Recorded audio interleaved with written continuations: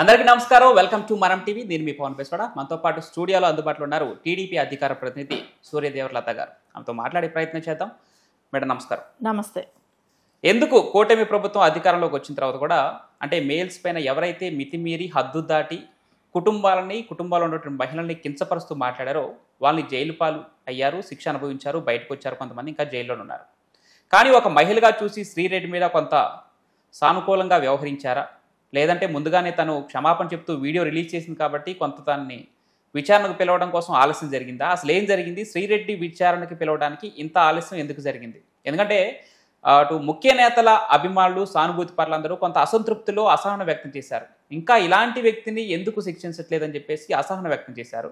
So ఆ రోజు రాణి వచ్చిందని సంతోషపడ్డారు. నిన్న విచారణకు వచ్చి 3 పోలీసుల చుట్టూ శ్రీరెడ్డి తిరుగుతూ ఉంటాయి. సో ఆలస్యం ఎందుకు జరిగింది? కూటమి ప్రభుత్వం తరపున మీ విశ్లేషణ ఏంటి? అంటే నారా చంద్రబాబు నాయుడు గారికి ఒకటే ఆలోచన. ఎప్పుడు కూడా ఆయన ఆలోచన ఎలా ఉంటుందంటే అభివృద్ధి దిశగా రాష్ట్రాన్ని తీసుకెళ్ళాలి. కక్షపూరిత రాజకీయాలు చేసేది జగన్మోహన్ రెడ్డి. సో బాబు గారు ఇది ఏంటంటే ఎప్పుడు మనం ఫోకస్ దాని మీద కన్నా కూడా ఎక్కువ అభివృద్ధి గురించి దాని గురించి ఫోకస్ చేయటం. అంటే ఆయన గతంలో ఆయనకు పర్సనల్గా జరిగిన ఇన్సిడెంట్స్ కన్నా కూడా వాటి మీద కూడా ఆయన ఫోకస్ చేయలేదు. మీరు ఒకటి చూడండి, అది ఎప్పుడు కూడా ఆయన పర్సనల్గా ఆయనకి జరిగిన ఇన్సిడెంట్ల మీద కూడా ఆయన ఫోకస్ చేయలేదు. కానీ ఇక్కడైతే వాళ్ళు చేసింది తప్పు.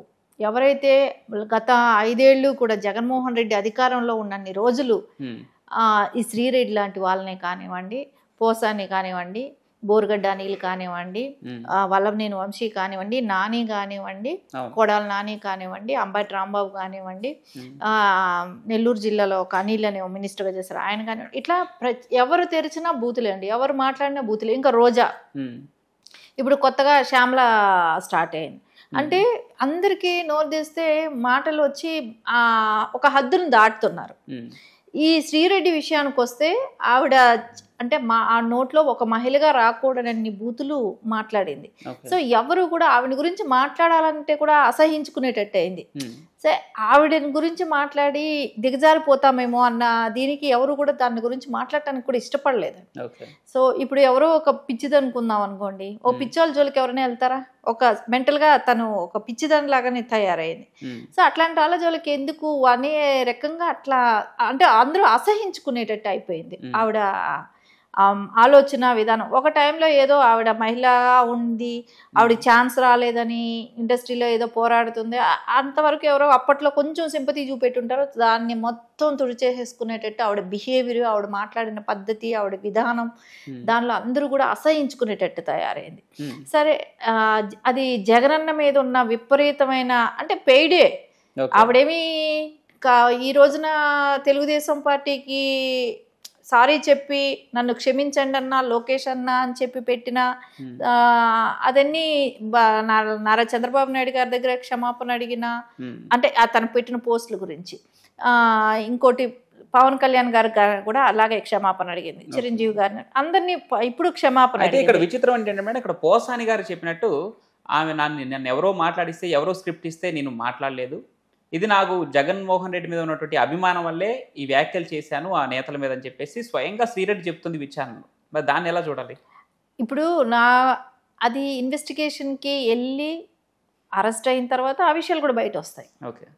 సో తను ఎప్పుడైతే ఆ కూటమి ప్రభుత్వం అధికారంలోకి వచ్చిన దగ్గర నుంచి నేను నా మనసులో ఉన్నది నేను తిడుతున్నానని జగన్మోహన్ రెడ్డి గారిని కూడా మాట్లాడింది. ఓకే. ఆయన్ని కూడా తిట్టింది అంటే సంబూతులు కాదు, నువ్వు ఓడిపోవటానికి ఇదే రీజను, నువ్వు ఏ రోజు కార్యకర్తల్ని కలవలేదు అని చెప్పి ఆయన్ని కూడా మీద కూడా వీడియోలు చేసి రిలీజ్ చేసింది.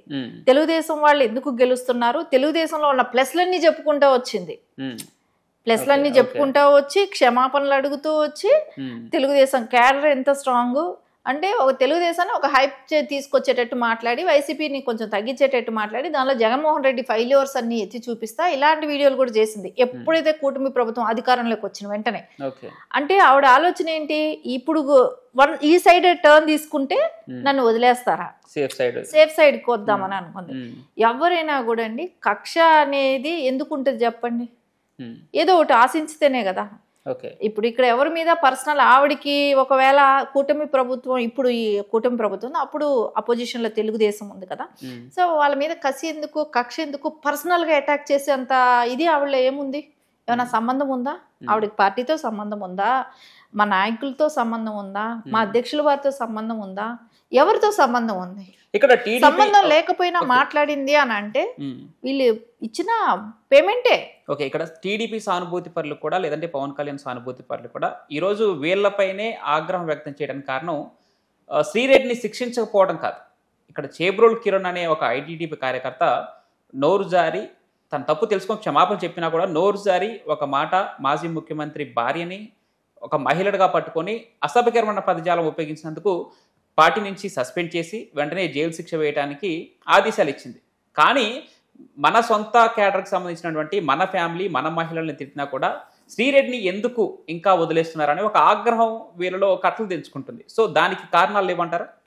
అంటే ఇప్పుడు 1 by 1 అందరివి నడుస్తూనే ఉన్నాయి. ఇప్పుడు క్రమబద్ధీ ప్రకారంలో జరుగుతూనే ఉన్నాయి. శ్రీరెడ్డి టైం కూడా వచ్చేసింది. సో కొన్ని రోజులు తను కనపడలేదు కూడా. మీరు గెస్ట్ చేస్తే ఆలోచిస్తే అర్థమవుతుంది. ఆవిడ కొన్ని రోజులు కూడా కనపడకుండా హైడింగ్ లో ఉండింది. ఎక్కడుందో కూడా తెలియలేదు. తనే పెట్టింది పోస్టులు కూడా, నేను దాక్కొని తిరగాల్సి వస్తుంది, నేను తప్పు చేశాను అని ఆవిడే కూడా స్టేట్మెంట్లు ఇచ్చింది. అండ్ నేను ఇప్పుడు ఈ రోజు నేను గతంలో మాట్లాడిన మాటలకన్నీ తప్పులుగా నేను తప్పు చేశానని ఫీల్ అవుతున్నాను. నేను ఈ రోజున హైడింగ్ లో ఉండాల్సి వస్తుంది, నన్ను క్షమించండి అని చెప్పి ఇలా రిక్వెస్ట్లు చేస్తా కూడా చెప్పింది. వీడియోస్ కూడా పెట్టింది. అంటే ఆవిడ హైడింగ్ లో కూడా ఉండటం జరిగింది. ఇప్పుడు ఎవరైనా సరే అండి, టైం వచ్చినప్పుడు చట్టం తన పని తను చేసిపోతుంది, ఎక్కడ అయితే ఆగదు. చేబ్రోల్ కిరణ్ విషయంలో జరిగింది అది సొంత పార్టీ వ్యక్తులనైనా ఉపేక్షించలేదు నారా చంద్రబాబు నాయుడు గారు. బాబు గారు ఇక్కడ ఎవరినైనా సరే మహిళల్ని కించపరిచినా కానివ్వండి, ఒక సంస్కారం అనేది లోబడి పనిచేయాలి. మనము దాన్ని అతిక్రమించకూడదు. ఏదైనా కూడా ఒక లిమిట్ అనేది ఉంటుంది. బూతులు మాట్లాడటం ఆ సంస్కృతి తెలుగుదేశం పార్టీకి లేదు. 1 or 2 ఎవరైనా మాట్లాడినా కూడా వాళ్ళని కంట్రోల్ చేస్తారు. తర్వాత ఇట్లా మరీ ఓవర్ గా మాట్లాడితే సొంత పార్టీ వ్యక్తులను కూడా అరెస్ట్ చేశారు కదా. చూసాం. శ్రీరెడ్డి ఒక చిన్న చితక కార్యకర్త, జగన్ మీద అభిమాని, సంథింగ్ ఏదో అనుకుందాం.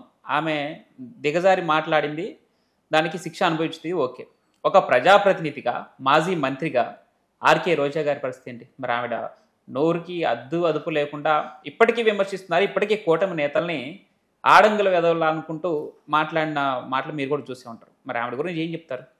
ఇవ్వండి, కొంచెం విజ్ఞతతో ఆవిడ ఒక మినిస్టర్గా చేసింది, 2 పర్యాలు ఎమ్మెల్యేగా చేసింది. తెలుగుదేశం పార్టీలో ఉన్నంత వరకు కొంచెం బ్యాలెన్స్డ్గా మాట్లాడేది. ఎప్పుడైతే వైసీపీకి వెళ్ళిందో ఆవిడ నోరుకి అదుపు లేకుండా పోయింది. ఒక టైం మీరు చూస్తే అదే మీరు అన్నది కరెక్టే, రోజాకి మాటల్లో ఒక ఫిల్టర్ కూడా లేకుండా పోతుంది. నెక్స్ట్ శ్రీరెడ్డిగా ఆవిడనే అనుకోవాలి. ఆ రకంగా ఉంది ఆవిడ బూతులు. అదే అంటున్నారు కదా అందరూ, మాకు సోషల్ మీడియా చూస్తేనే తెలుస్తుంది తాగొచ్చి మాట్లాడుతుంది అనేది.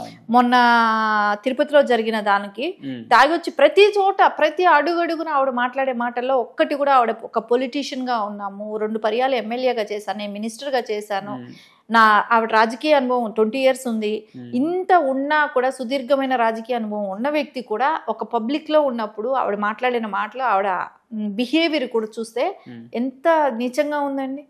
సో అది ఆవిడకి తెలియట్లేదా? ఒక లేడీగా ఉండి తను ఆ మహిళల్ని తనే కించపరిచినట్టు మాట, ఆడంగల వెదవలా అంటుంది. అంటే ఆవిడ లేడీ కాదా? ఒక లేడీగా నువ్వు బయట రావాలనే ఉద్దేశం మీకు ఉంది. ఒక లేడీగా ప్రజాప్రతినిధిగా నువ్వు బయట వచ్చావు, అదే లేడీని తక్కువ చేసి నువ్వే మాట్లాడుతున్నావుగా. సంస్కారం ఉందా? ప్రతి మాటలో కూడా. ఇంకా మనం చూసాం పవన్ కళ్యాణ్ గారి వాళ్ళ చిన్న బాబు కావచ్చు, ఇంకొకటి నారా చంద్రబాబు నాయుడు గారి గురించి కావచ్చు, తను మాట్లాడిన మాటలు ఎంత అసహ్యమైన మాటలండి. వాళ్ళని దేవుడు కాపాడాడు, వాళ్ళకి దేవుడు అనుగ్రహం ఉంది కాబట్టే టిటిడి గురించి ఏదైతే బాబు గారు కానివ్వండి, సనాతన ధర్మం గురించి పవన్ కళ్యాణ్ గారు కానివ్వండి ఏదైతే చెప్తున్నారో అది వాళ్ళకి అదే దేవుడు అనుగ్రహం ఉండబట్టే వాళ్ళు బయటపడ్డారు. అది ఆ విధంగా తీసుకోవాలి కదా. ఈ రోజు నష్టం జరిగింది ఎవరికి? వైసీపీకి నష్టం జరిగింది. 151 నుంచి 11కు వచ్చారు. వీళ్ళకి దేవుడు ఎట్లా అంటే వాళ్ళ పవర్ ఏంటనేది, దేవుడు పవర్ ఏంటనేది వాళ్ళకే చూపెట్టింది. సో ఫైనల్ గా చెప్పండి మేడం, ఇప్పుడు అంటే సామాన్య కార్యకర్త భావోద్వేగాలు అర్థం చేసుకుని ఇట్లాంటి విమర్శలు చేసిన వ్యక్తులకి త్వరగా శిక్షలు వేస్తారా, లేదంటే అభివృద్ధి ముందడుగంటూ అలా కూడా ఇంకా వాళ్ళని కొంచెం వెనకడుగు వేస్తూ ఉంటారా వీళ్ళ విషయంలో? ఏం జరగదు? ఖచ్చితంగా ఎవ్వరు తప్పు చేసినా క్షమించే పరిస్థితి అయితే లేదండి. ఓకే. అది మటుకు ఖచ్చితంగా ఆ పని అది జరుగుతూనే ఉంటుంది. అభివృద్ధి దశగా చూసుకునేది నారా చంద్రబాబు నాయుడు గారు చూసుకుంటే ఇలాంటివన్నీ లోకేష్ గారు అయితే ఖచ్చితంగా పర్యవేక్షిస్తారు. సో ఎవ్వరికి అన్యాయం అయితే జరగదు. సో తప్పు చేసిన వాళ్ళందరూ కూడా శిక్షకు అయితే రెడీగా ఉండటమే. దీనిలో ఎవరిని ఉపేక్షించేది అయితే లేదు. కానీ తప్పు మాట్లాడేసేసి మేము నీతివంతులు అని అనుకుంటే మేము ఈరోజు కిరణ్ అరెస్ట్ చేయాల్సిన అవసరం లేదు. సో కిరణ్ తప్పు మాట్లాడాడు, క్షమాపణ చెప్పాడు, వెంటనే చెప్పినా కూడా అరెస్ట్ అయ్యాడు కదా. సో అదే వీళ్ళకందరికీ కూడా వర్తిస్తుంది. ఇక్కడ ఎవరికి నేను ఈరోజు తిట్టేసేసి నేను తప్పించుకోవచ్చు, నేను ఒక క్షమాపణ చెప్పేసేస్తే అయిపోతుంది అనుకునే దానికైతే లేదు. ఎవరికైనా శిక్ష పడేది పడుతుందండి. Right. Thank you so much madam. నమస్తే.